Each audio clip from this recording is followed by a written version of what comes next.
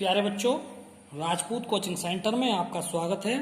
तो देखिए, पढ़ेंगे क्लास 11-12 के बच्चे, साइंस के स्टूडेंट्स, फिजिक्स लेसन 2। तो देखिए, कल के बाद जो आज हम पढ़ाएंगे, संधारित्र क्या है, समांतर प्लेट संधारित्र की धारिता के लिए व्यंजक प्राप्त कीजिए।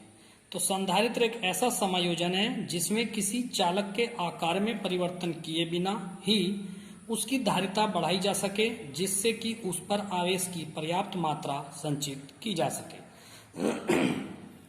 तो इसका तात्पर्य यह है कि संधारित्र क्या है। तो सीधी भाषा में आप अगर समझें तो टीवी की बैटरी को संधारित्र कहा जाता है, जिसमें दो आवेश होते हैं, एक प्लस और एक माइनस का, और उसके आकार में परिवर्तन भी नहीं किया जा सकता, लेकिन उस पर आवेश बढ़ाया जा सकता है। जब बैटरी डाउन हो जाती है तो क्या करते हैं, उसके ढक्कन खोल कर उसमें कोई सामान थोड़े नहीं डालते हैं, उसको चार्ज करते हैं, यानी कि आवेश दिया जाता है उसको, उस पर आवेश की पर्याप्त मात्रा बनाई जाती है।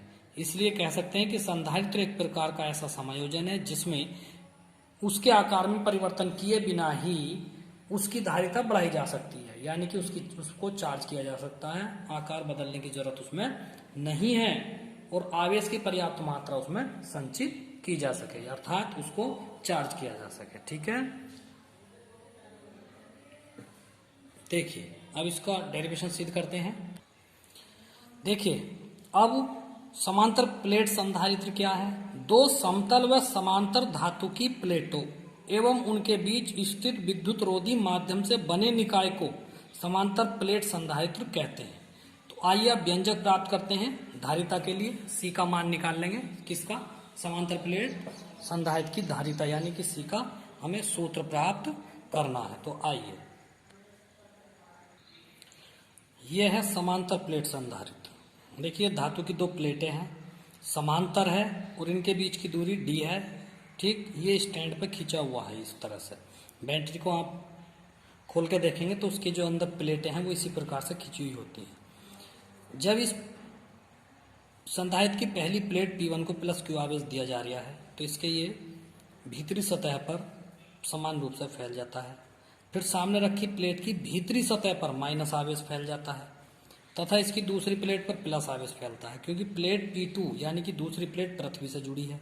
अतः इसका जो आने वाला जो बाहर वाला जो प्लस आवेश है वो पृथ्वी में चला जाता है। ठीक है, इस प्रकार संधारित्र की दोनों प्लेटों पर बराबर और विपरीत आवेश रह जाता है। इसी को तो संधारित्र कहते हैं। संधारित्र की जो दूसरी परिभाषा है वो इस प्रकार से भी है कि यह एक ऐसा निकाय है जिसमें धातु की दो प्लेटें होती हैं, एक दूसरे से कुछ ही दूरी पर रखी हुई होती हैं और जिन पर बराबर व विपरीत प्रकार के आवेश होते हैं, इसे भी संधारित्र कहा जाता है। ठीक है, ये समांतर प्लेट संधारित्र है।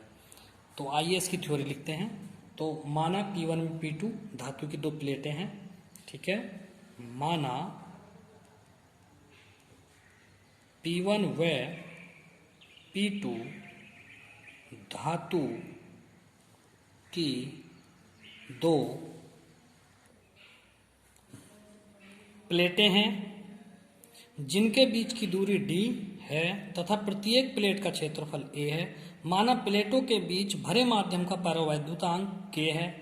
अब देखिए, जब प्लेट P1 को प्लस क्यू आवेश दिया जाता है, यहाँ प्लस क्यू आवेश दिया जा रहा है, प्लेट P1 को प्लस क्यू आवेश दिया जाता है, तो प्रेरण के कारण प्लेट P2 पर माइनस क्यू आवेश उत्पन्न हो जाता है। ये माइनस के निशान लग रहे हैं, माइनस क्यू आवेश उत्पन्न हो जाता है। चूंकि प्लेट P2 पृथ्वी से जुड़ी है तो इधर का जो प्लस आवेश है, जो बाहर का वाला प्लस आवेश आएगा, वो पृथ्वी के इलेक्ट्रॉनों से निरावेशित हो जाता है, अर्थात पृथ्वी में चला जाता है। इस प्रकार प्लेट P1 व P2 पर क्रमशः प्लस और माइनस क्यू आवेश ही रह जाते हैं।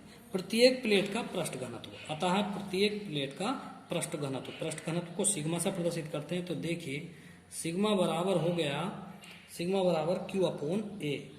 ये जब पृष्ठ घनत्व की परिभाषा लिखवाई थी तभी आपको बता दिया था। प्लेटों के बीच किसी बिंदु पर वैद्युत क्षेत्र की तीव्रता जो है, चालक प्लेट के कारण वैद्युत क्षेत्र की तीव्रता, ये भी सिद्ध कराया था पहले पार्ट में। वैद्युत क्षेत्र की तीव्रता, पहला पार्ट अच्छे से पढ़ा होगा तो ये समझ में आएगा। तो वैद्युत क्षेत्र की तीव्रता कितनी थी, E बराबर सिग्मा अपॉन के एप्सिलॉन जीरो, ध्यान आया होगा ये सूत्र होता है, ठीक है। अब यहाँ पर सिग्मा का मान रख देंगे, सिग्मा का मान रखने पर, तो देखिए E बराबर सिग्मा का मान रखेंगे तो Q बटे के एप्सिलॉन जीरो ए, ये सिग्मा का मान आया Q अपॉन ए, ये सिग्मा का मान आ गया है इसमें, ठीक है। ओहो ये आ नहीं रहा ये, तो समझ लीजिए ठीक से, दोबारा समझ लीजिए। प्लेट का, प्रत्येक प्लेट का पृष्ठ घनत्व सिग्मा बराबर Q अपॉन ए, तो वैद्युत क्षेत्र की तीव्रता का सूत्र आपने देखा होगा, E बराबर सिग्मा अपॉन के एप्सिलॉन जीरो। सिग्मा का मान यहाँ से रखेंगे तो Q अपॉन ए, ये सिग्मा का मान आ गया यहाँ से, ठीक है। अब प्लेटों के बीच की दूरी है d, यदि प्लेटों पर विभवांतर v तथा बीच की दूरी d हो तो, देखिए यहां से भी एक सूत्र बनता है, यदि प्लेटों के बीच विभवांतर v और प्लेटों के बीच की दूरी d हो, तब वैद्युत क्षेत्र की तीव्रता का एक सूत्र और बनता है, E बराबर होता है v अपॉन डी, ठीक है। तो E बराबर होता है v अपॉन डी, तो दोनों को बराबर रखेंगे, ये भी E ये भी E, ठीक है। तो देखिए इसे समीकरण 1 मान लो और इसे समीकरण 2 मान लो, तो समीकरण 1 व 2 से तो Q अपॉन के एप्सिलॉन जीरो ए बराबर v अपॉन डी, या कैंची गुणा कर दो, Q D बराबर के एप्सिलॉन जीरो ए और यह आ गया v। अब धारिता की परिभाषा से देखेंगे, धारिता की परिभाषा से क्या है, देखिए Q बराबर CV, Q का मान रखने पर, Q का मान रखने पर, Q का मान रखने पर देखिए यहाँ आ जाइए, तो ये हो गया CV इंटू डी बराबर के एप्सिलॉन जीरो ए वी, देखिए V से V कट गया, तो C बराबर आ गया के एप्सिलॉन जीरो ए अपॉन डी, तो ये बन गया सूत्र ये वाला। अब निर्वात में देखेंगे C बराबर एप्सिलॉन जीरो ए बटे डी, ये निर्वात में हो गया। मात्रक क्या है इसका, फैराड, ये इसका मात्रक हो गया। ये कंप्लीट हो गया आपका डेरिवेशन। देखिए क्वेश्चन है आपका,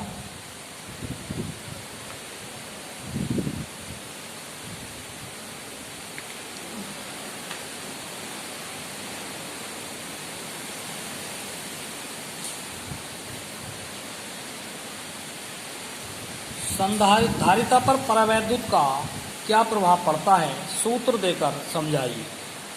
तो पहले हम सूत्र को सिद्ध करेंगे, ठीक है, और फिर उसके बाद बताएंगे कि परावैद्युत का धारिता पर क्या प्रभाव पड़ता है। तो पहले सूत्र देखिए आप,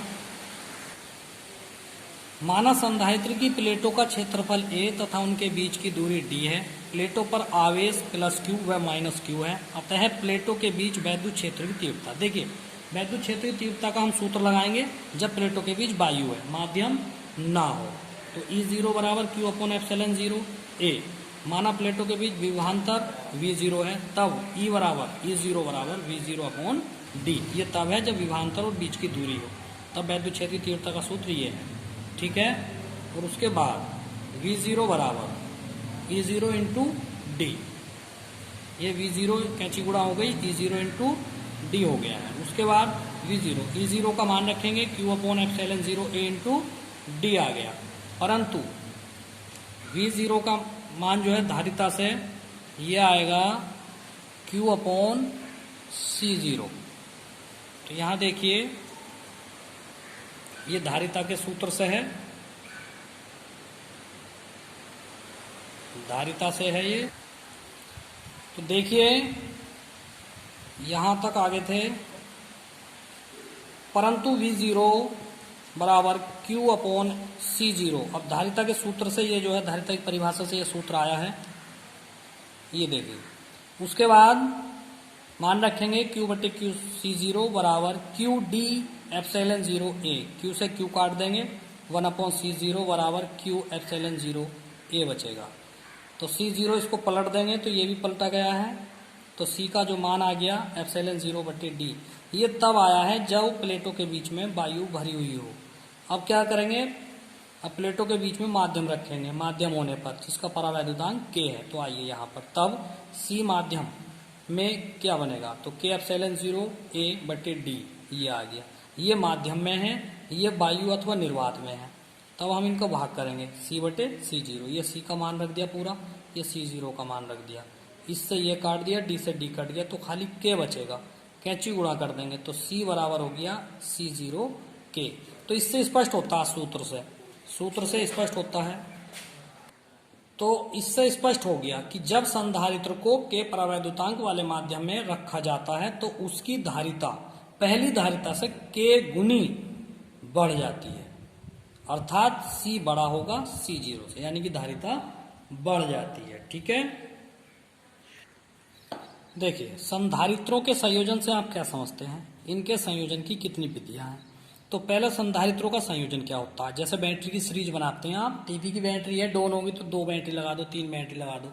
आपने बड़े बड़े प्लांटों में देखा होगा, सौर ऊर्जा चलाने के लिए 2-2, 3-3, 10-10, 15-15 बैटरी लगे हुए होते हैं। उसी प्रकार घरों में आप देख लीजिए, जब आप इन्वर्टर लगाते हैं तो एक से अधिक यानी कि 2 बैटरी तो अधिक से अधिक मिलते ही हैं हर घर में, तो उसी को संधारित्र कहते हैं और उसके संयोजन को जोड़ने को संधारित्रों का संयोजन कहते हैं। तो इसमें लिखा हुआ हम कई संधारित्रों को जिनकी धारिताएं C1, C2, C3 वगैरह वगैरह होती हैं, इन सब संधारित्रों से एक प्रभावी धारिता C प्राप्त करने के लिए इनका संयोजन किया जाता है। तो इनके संयोजन की 2 विधियां हैं, श्रेणी क्रम है, समांतर क्रम है।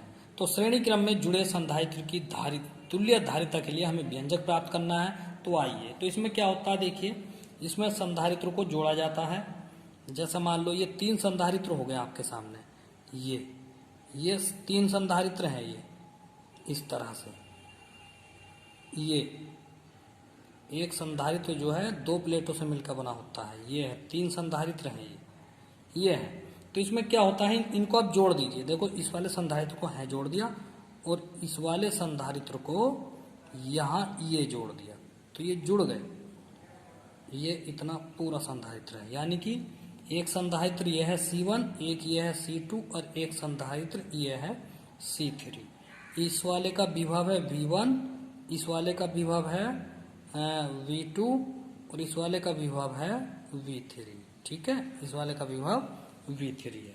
देखिए अब क्या करते हैं, हम इस पहली प्लेट को प्लस Q आवेश देते हैं किसी तार के द्वारा ऐसे, तो क्या होता है, इस पर प्लस Q आवेश होता है, इस पर माइनस Q आवेश होता है, फिर इस पर प्लस Q आवेश होता है, इस पर माइनस Q आवेश होता है, इस पर प्लस Q आवेश होता है, इस पर माइनस Q आवेश होता है, और लास्ट में इसे हम पृथ्वी से जोड़ेंगे इस वाली प्लेट को, क्योंकि ये जरूरी है, कहीं ना कहीं से इसे अर्थ देंगे। खंभों पर आपने देखा होगा अर्थ वाले तार को जो है स्टेक बांध के उसे जमीन में गाड़ दिया जाता है, आपने कई जगह देखा होगा, एक तार उसका जमीन में होता है, खंभे पे देखा होगा आपने। ऐसा क्यों करते हैं, तो देखिए इस पे जो है प्लस आवेश माइनस आवेश, plus minus plus minus plus minus ऐसे चलता रहेगा, तो ये क्रम खत्म नहीं होने का। तो जो plus minus plus minus plus minus जो लास्ट वाला प्लस है तो वो सीधा पृथ्वी में चला जाएगा। तो इस प्रकार से प्रत्येक संधारित्र पर प्लस और माइनस 2 प्रकार के ही आवेश रह जाएंगे और बराबर बराबर रह जाएंगे, यही संधारित्र है। यदि आवेश की मात्रा बढ़ गई या घट गई तो वो संधारित्र नहीं होगा, फिर उससे कुछ भी नहीं चलने का। तो ये तो था चित्र की भाषा। अब श्रेणी क्रम में जुड़े संधारित्रों को बोलेंगे कैसे, तो देखिए क्या करते हैं, श्रेणी क्रम में जुड़े संधारित्रों में पहले संधारित्र की पहली प्लेट को बिंदु A से, ये बिंदु A है, बिंदु A से, तथा इसकी दूसरी प्लेट को दूसरे संधारित्र की पहली प्लेट से तथा इसकी दूसरी प्लेट को तीसरे संधारित्र की पहली प्लेट से जोड़ते हैं तथा अंतिम प्रतिरोध की जो दूसरी प्लेट है इसे पृथ्वी से जोड़ देते हैं ताकि इसका प्लस आवेश पृथ्वी के इलेक्ट्रॉनों से निरावेशित हो जाए। इस प्रकार सभी संधारित्रों पर बराबर परंतु विपरीत प्रकृति के आवेश ही रह जाएंगे। तब श्रेणी क्रम में जुड़े संधारित्रों का जो आवेश है वो समान होता है। कह रहे ना कि आवेश समान हो जाए, तो लिखेंगे इसकी थ्योरी। देखिए, इस प्रकार के संधारित्र में पहले संधारित्र की पहली प्लेट को बिंदु ए से तथा इसकी दूसरी प्लेट को उससे अगले संधारित्र की, देखिए संधारित्र की पहली प्लेट से जोड़ते चले जाते हैं और अंत में दूसरी प्लेट को पृथ्वी से जोड़ देते हैं। यानी कि जो अंत में जो प्रतिरोध अंतिम प्रतिरोध होगा उसे दूसरी प्लेट को पृथ्वी से जोड़ देंगे। ठीक है, आज के लिए इतना ही काफी है। इससे आगे की थ्योरी कल कराएंगे। काम पूरा कर लीजिए सभी बच्चे। ठीक है, इससे आगे की थ्योरी कल कराएंगे। इस डेरिवेशन को कल पूरा करा देंगे। ओके, चलिए आज ही कर लीजिए। ठीक है, कोई बात नहीं, इसे पूरा कर देते हैं। किसी विद्युत स्रोत द्वारा, देखिए जब किसी विद्युत स्रोत द्वारा पहले संधारित्र की पहली प्लेट को प्लस क्यू आवेश दिया जाता है तो प्रेरण के कारण इसकी दूसरी प्लेट पर माइनस क्यू आवेश उत्पन्न हो जाता है अपने आप, पहली पे प्लस दूसरी पे माइनस, तथा स्वतंत्र आवेश दूसरे संधारित्र की पहली प्लेट पर चला जाता है और उसकी दूसरी प्लेट पर माइनस क्यू आवेश उत्पन्न हो जाता है। इस प्रकार यह प्रक्रिया अंत तक चलती जाती है, एक पे प्लस एक पे माइनस, एक पे प्लस एक पे माइनस। अब लास्ट में जाकर जब ये प्रक्रिया आप रोकेंगे तो प्लस पर जाकर रुकेगी, जो कि गलत होगा। ये इस प्लस को खत्म करने के लिए क्या करते हैं, तो प्लस क्यू आवेश तथा माइनस क्यू आवेश हो जाता है, परंतु अंतिम संधारित्र की दूसरी प्लेट जो है वो पृथ्वी से जुड़ी है, इसलिए लास्ट का जो प्लस क्यू आवेश है वो पृथ्वी में चला जाता है और प्रत्येक प्लेट पर बराबर में विपरीत प्रकृति का आवेश ही रह जाता है। ठीक है, माना तीनों संधारित्रों का विभवांतर क्रम से V1, V2, V3, ये कोमा है लगा हुआ बीच में है, तब V1 बराबर Q अपॉन C1, ऐसे ही V2 बराबर Q अपॉन C2, V3 बराबर Q अपॉन C3। क्यों ले रहे हैं? क्यों इसलिए ले रहे हैं क्योंकि सभी संधारित्रों में Q का मान जो है वो समान होगा। यदि A व B विभवांतर V हो तो तब V बराबर V1, V2 प्लस V3, मान रखिए V मान रख दीजिए इन सबके। विभवांतर V हो, यहां जाओ, तथा धारिता C हो तो यहां जाइए V बराबर V1 plus V2 plus V3। तो अब इनके मान रखिए, V का मान होगा Q अपॉन C, यहां से इस वाले V का मान Q अपॉन C और इस वाले V1 का मान Q upon C1, Q upon C2, Q upon C3। ठीक, तो Q अपॉन C बराबर Q कॉमन ले लो सब में से, तो 1 अपॉन C1 प्लस के 1 upon C2 plus 1 upon C3। तो देखिए ए व बी के बीच विभवांतर V तथा धारिता C हो तो V बराबर V1 plus V2 plus V3, इनके सबके सूत्र लगाएंगे, यहां से Q कॉमन लेंगे, Q से Q काट देंगे, तो ये बचेगा 1 upon C1 plus 1 upon C2 plus 1 upon C3। तो ये सूत्र सिद्ध हो गया। यानी कि प्रत्येक प्रतिरोध, जितने भी प्रतिरोध जुड़े हुए होंगे सबकी धारिता यानी कि तुल्य धारिता का व्युत्क्रम प्रत्येक प्रतिरोध की संधारित्र की अलग अलग धारिताओं के व्युत्क्रम के योग के बराबर होती है। ठीक है, आज के लिए इतने काफी है, कल स्टार्ट करेंगे। Thank you.